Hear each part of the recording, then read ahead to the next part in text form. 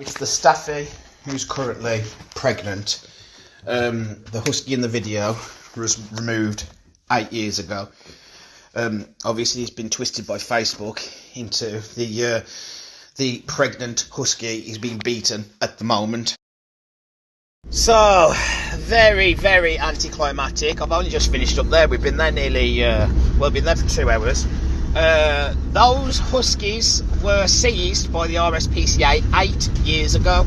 They're probably dead of old age now.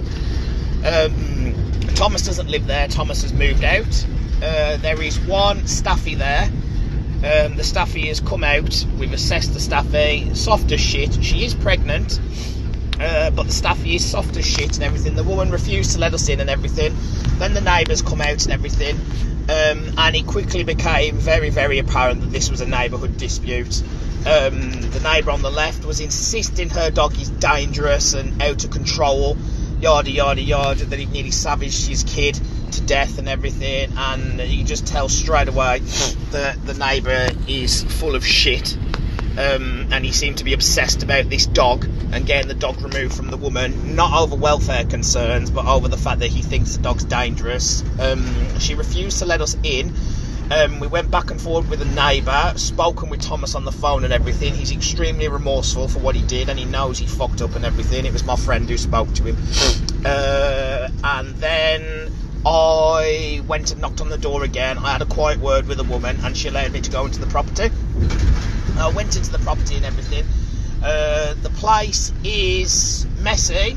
It is messy. There's stuff everywhere. Is it dirty?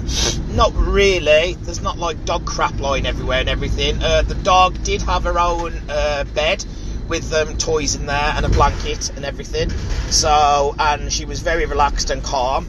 She barked at me like once when I first walked in, and then she was calm. The lady broke down crying inside, saying that it's her baby and everything, and they're trying their best to get the dog taken from her and everything. And I actually felt sorry for her. I did. But Thomas is not in the area. Thomas does not have any animals. Thomas is very remorseful for what he did. Those huskies were seized 8 years ago.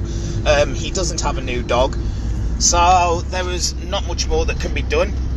Obviously we discussed booting the door off and everything and going in that way, but I think we absolutely made the right decision not to, and I gained access to the property anyway, and just basically a whole lot of hot air basically.